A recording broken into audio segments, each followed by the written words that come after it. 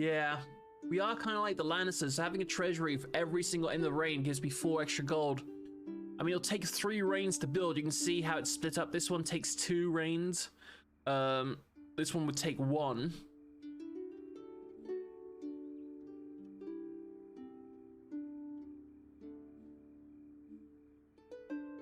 So yeah.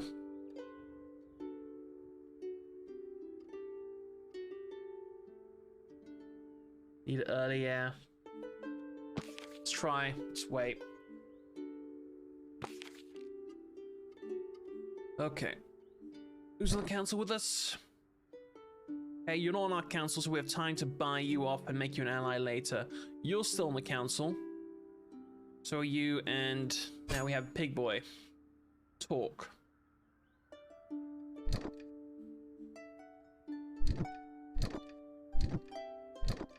Alright, let's go with Know Thy Enemy. Gut Lab, a disgraced and exiled Hankly clan leader, approaches our diplomats. He's plotting to overthrow the current king. Oh no, I don't think that's a good idea.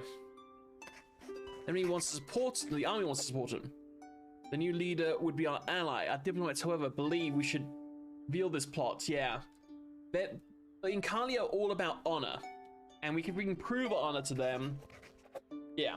And this guy's already been proven traitor, so. Nope.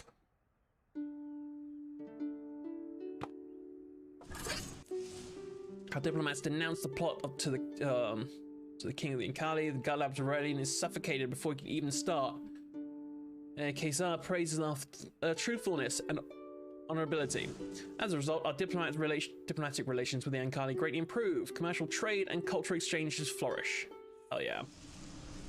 Our recent actions prove the Inkali that we are honorable. After centuries of mutual indifference, we all have a fruitful and yet fragile cultural and business relationship. Boom. Red iron becomes abundant in our lands, including weapons for our army. The only persistent source of friction is the religious, since our ancestors fought against the Sun Empress, or their ancestors, yeah, who declared herself divine. The Inkali abhor the concept of religion.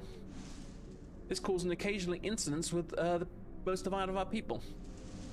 Because of this, the announcement of a marriage between Edgar and brother Duke of Coden and Lyra, the daughter of the warrior king. This is where I fucked up last time. I read a word wrong and ended up starting a war,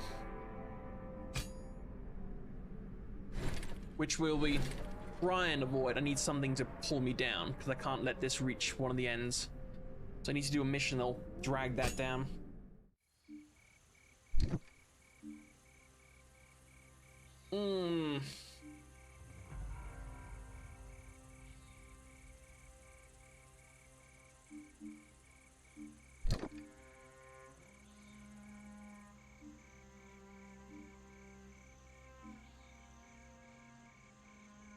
Don't let me down. No, no, no, no, no. Let's go with the Dark Harvest.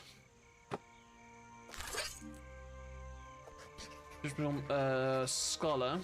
Flames of the great bread is toxic. Many have been eating it without adverse effects so far. However, the fires generate thick... Yeah, they try and burn it. That condense into a dark rain, pouring over the Tyrillian fields and affecting many crops with the same malady as the Mahorian wheat. Do we ban the consumption of the grey bread? I say nay. And I say nay because I know the outcome. Well, decisive reprimand from the authorities, panic villages ignoring common sense keep burning the grey ash. Oh, the ash bread, yeah. Once they realize the error is too late, most fields in Tyrell are contaminated by the grey wheat disease. Many more will be forced to eat the ash bread now. We only hope the Eclutes was wrong. Eclutes? Whatever, words. Dark rain affected many of our fields.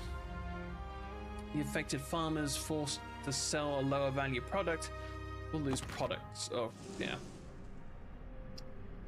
Ash bread is uninviting to most, but a gift to those starving outcasts who can finally afford something to eat. Although its effects were hidden at first, regular consumption over a prolonged time causes sickly grey spots to appear on around the lips and down the belly. This mark is visible on many of the beggars in the Vandis. People start calling them ashes. Many claim they are prone to violent outbursts, which is not true. Rising tensions cause instant and superstitious people even believe that their souls now belong to strange old gods. Ashes, however, claim that they are just discriminated against for their visible mark of poverty. And that's pretty much true.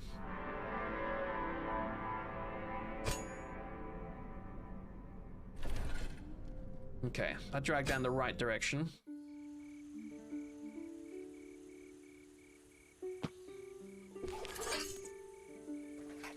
With her surprising fighting skills, Liara fascinates the people of Dune.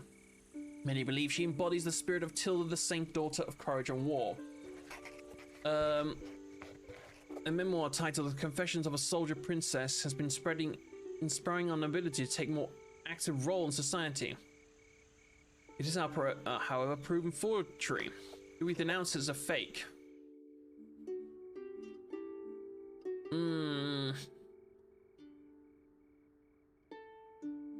I mean, if it's making my nobles do better, then nay, we do not. Sometimes a lie can be a public benefit. Many nobles try to emulate the narrated events, taking a more active role in the kingdom. The influx of new talent benefits our society at all levels.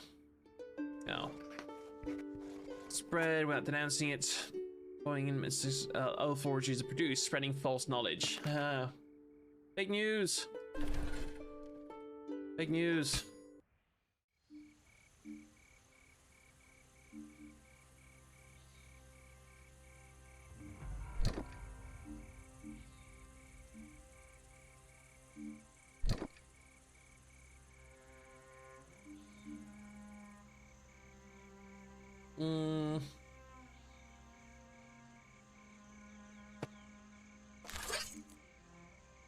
The caravan of Scotland seeking to retrieve the gold map is constantly threatened by desert raiders and is struggling to move forward.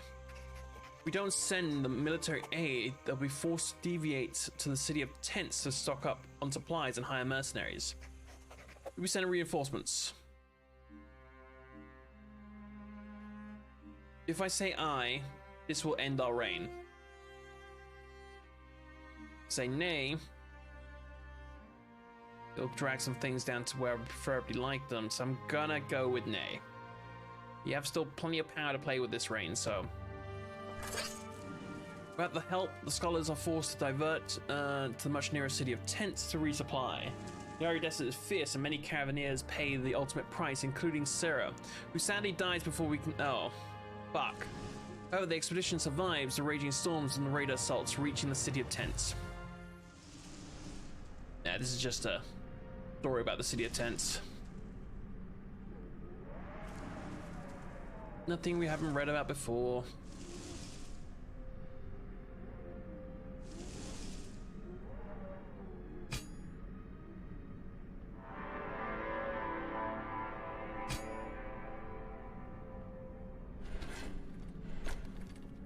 I would like to have helped her, but that would have cost me way too much. I would have ended the reign, I wouldn't have any rewards for it.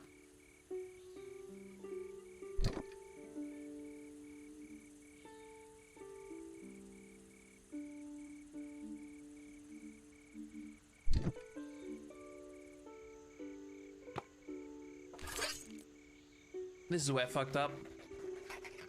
Yeah. Has been freely delayed due to riots in Dune, caused by zealots. They want basically the princess to convert, and I accidentally said, sure, let her convert, which started the war. This time I need to make sure.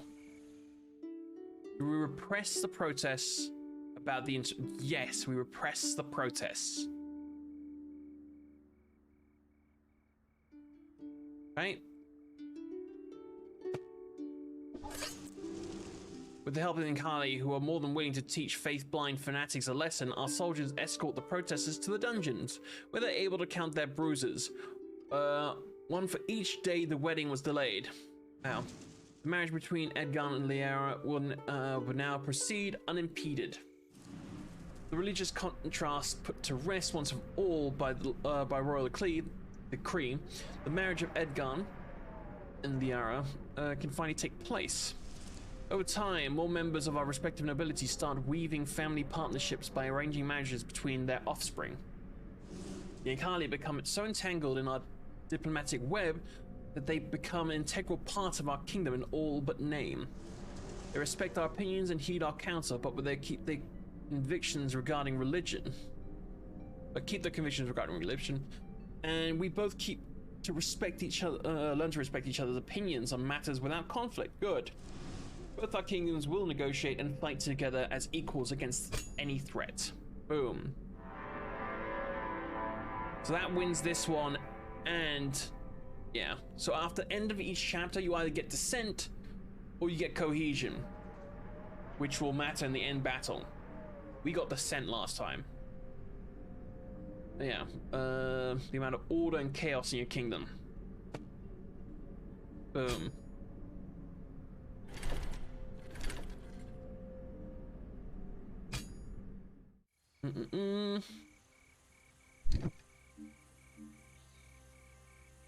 Honorable Alliance. Alia, considered to be by many to be the greatest sculptor in our world, has ever seen, wants to create a statue commemorating the much acclaimed love story. It requires a large sum to fund her endeavor. She wants to forge Liara out of red iron and Edgarn out of silver. We grant Adia, the sculptor, the funds. I say, aye? Yeah, give her the money. Invading the statue is saluted by a cheering crowd. They only knew how many resources were spent on this project. Adia's representation of a love story between Liara and Edgarn will stand the test of time. It's considered one of the greatest masterpieces ever produced in our kingdom. Boom. I just need you to drop down a little bit more.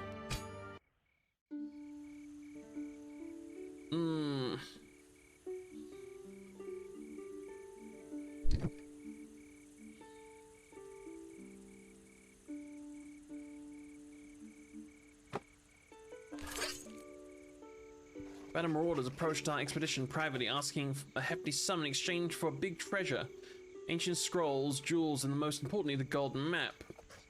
They explicitly state that it came into their possession after exterminating a group of sand priestesses at a secret desert temple. The expedition soldiers think we should take it by force. Do we pay the marauders?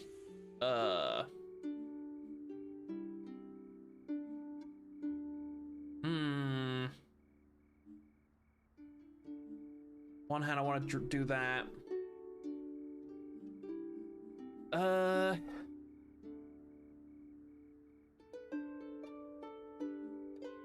Nay. Those cruel acts cannot be condoned nor left unpunished. Our soldiers easily slay the marauders and avenge their victims. They also recover the ancient scrolls and the golden map from the destroyed camp, but the sand priestesses from the city of Tents will soon discover how it came into our possession. Well, our expedition leaves the city in a hurry. Yeah, this is the golden map here.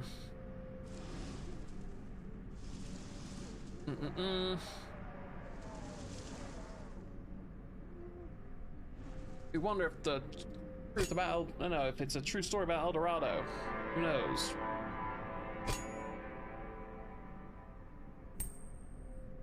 Oh, still alive. I'm still standing. Union of Civilizations, Ankal. Chronicles of the Kingdom of Ankal have always been transmitted orally, but they go back a long time. Getting accustomed to our writing accounts, our ally asked for help compiling the epic songs for the scholars to study. Yet this giant enterprise will occupy our brightest minds for quite some time. We fund our scholars' efforts. I say yes. That's actually perfect. Yeah. Given a time linguists and historians complete the puzzle of the epic northern tales, it seems there was a time when Limwick was entirely covered with ice. The Inkali developed their combat skills in those ancient times, when few fertile territories where agriculture was possible had to be defended from nomadic raider tribes. As the world warmed, the Inkali had to face a menace much more serious than the ice. A vast army from the south invaded Liwick, whatever, and most of the tribes either fled or bent their knee to the one known as the Immortal Empress. Invaders outnumbered them and had 8 incredibly strong champions, whom the poems call Bloodless Shades. Yet Inkali knew their territory well and resisted numerous attacks.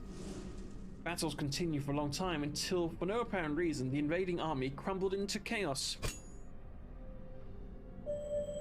Sometimes after solving a dilemma, the scholars of library will discover mystery. Mysteries are important discoveries that shed light on the past of the kingdom and civilizations. Each storyline has its own mystery to cover.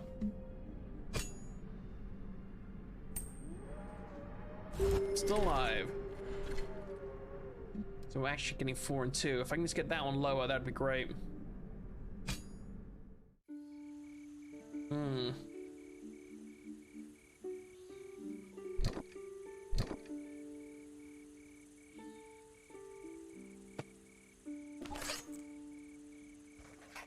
Russo, a tremendously rich merchant with a ruddy smile coming from the city of Tents, is offering our kingdom a ridiculous large sum of money on loan to be returned.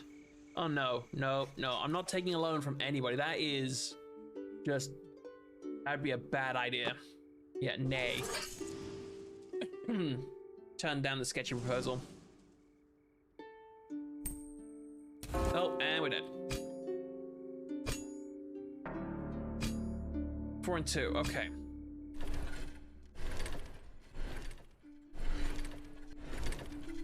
Interesting. We'll continue with Rebel, because we'll get an extra point once we complete it. Treasury.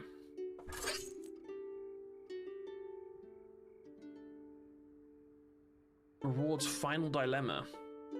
Points, prestige. So this helps for the Final Dilemma, okay.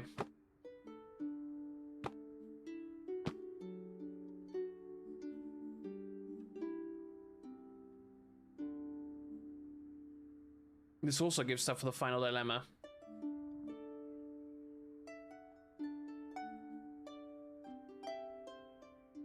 So let's go with this one as well.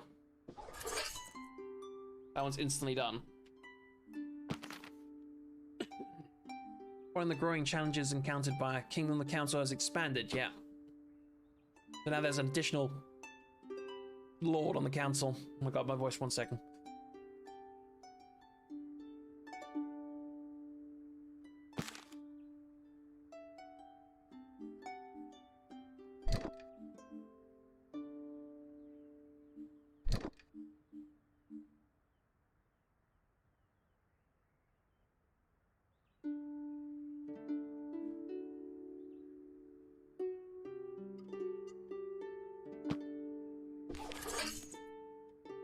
The heartwarming story of marriage between Edgar and Liera is leading to a boom in intercultural mingling with Inkali. The more people fear that traditions are being watered down, want to limit the intercultural marriages. Others, on the contrary, believe diversity enriches the kingdom. So do I. Nay, we do not. I like how that cost me 3 power, even though we had 3 other people saying nay and 1 faction saying yay. Yeah, fuck off, we like hot Viking vibes, exactly. The private lives of our citizens do not be regulated. While some purists fear the coming change, progressiveness and, progressives are convinced that our culture will be enriched both spiritually and materially, yeah. How did that cost me 3 power? We had 3 people saying yay. Or nay. The hell? Usually you have to spend power on votes where it's against you, or against what you want. That don't make a lick of sense.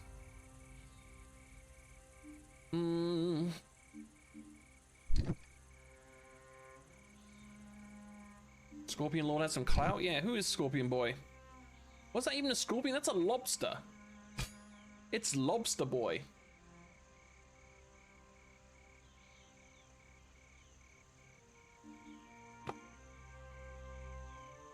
Your capital is clean and secure. All your people, including you and your family, complain that life ends too soon. You would give anything to have more time to enjoy the wealth you accumulate. Work is life. Don't have to, yeah, well, they're annoying as fuck. Let's go with the 3 trunks. Because we want to do the gold map thing to get our main story, our main achievement, which will give me more power in turn.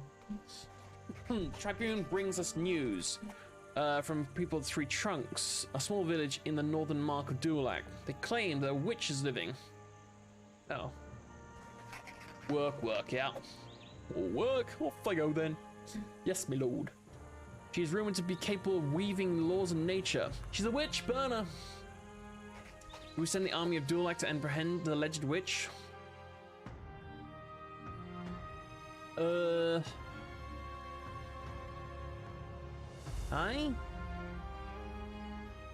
Aye, sir. See, I know she's not a witch because, again, we played the game. But I don't know if me saying, if I don't send them after her, will she come to me? Nay? Oh, I really worry she won't come to me because we really need her. Because she is like a genius. We'll not spend our precious resources just because of rumors and superstitions. I really hope she still comes to us. However, some superstitious fanatics accuse the council of simply being afraid of the witch, and they assemble a group to address the situation on their own terms. Okay, maybe hopefully this forces her. Because of our inaction, a band of religious zealots proclaiming themselves truthkeepers start roaming the Hedgehog Woods with pitchforks and torches looking for the alleged witch.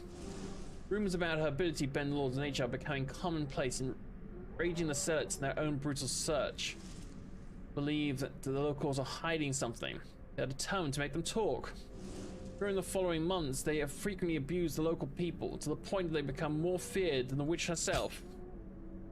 Look.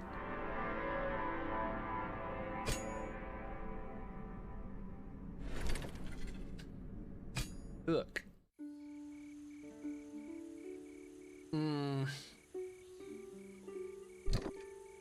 Das ist nicht sehr gut.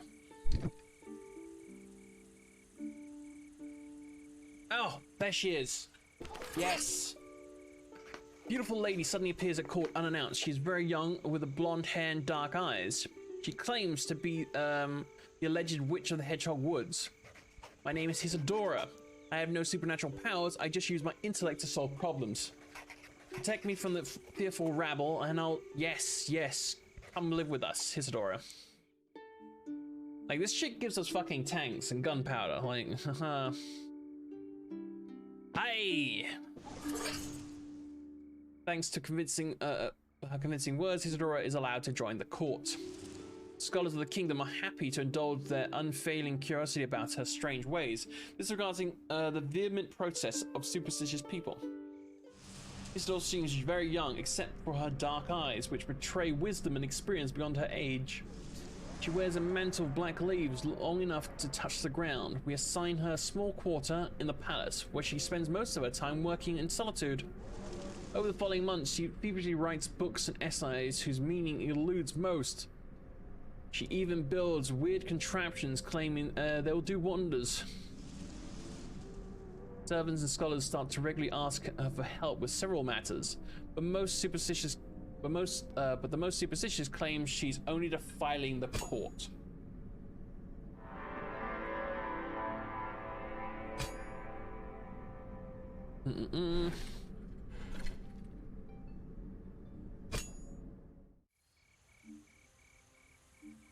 Okay, I do want to keep doing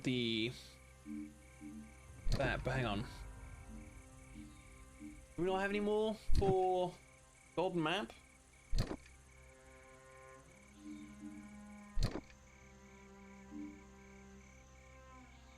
No?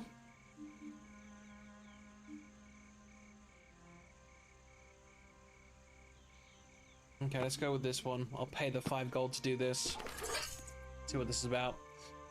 I can't believe that the gods are a trick to scare people and make them submissive in a purely physical world. The skepticism is starting to spread doubts about the mother among the population. Cult has asked for a ban on what? What? I can't pronounce that. For spreading, I'm guessing, this foreign philosophy, which is fascinating some of our people. We discourage the yeah, it's basically spreading. I figured as much. Nay?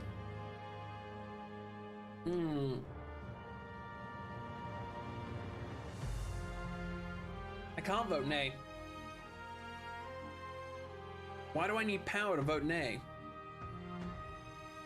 I have to vote aye. I don't... What?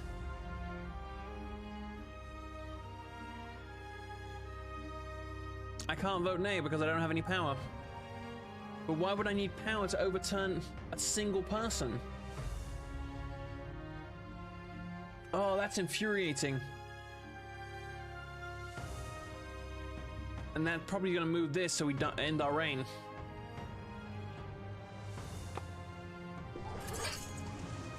You gently ask the Inkali to refrain from spreading their atheistic conviction. Oh, yeah. Among our people, just like we've learned to respect their rebuttal of culture of the mother. Fortunately, the Inkali do not really care about spiritual concerns. According to our ban, their philosophical ideas will stay in their country. Yeah. Hi, Cat. What can I help you with? Oh no, that moved it down a little bit. Okay. Thought I was going to move up further. That's obnoxious.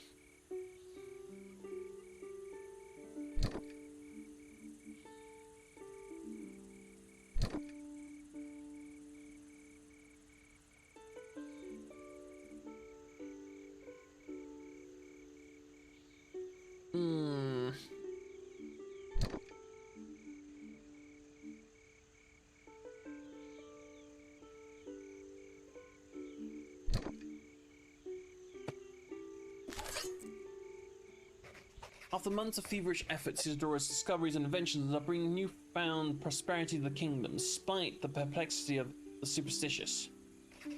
Now the witch is gravely ill. She asks for rare and precious herbs from the merchant of Cassock. To retrieve the herb to cure the gravely ill Isidora. I can't vote aye, I have to vote nay.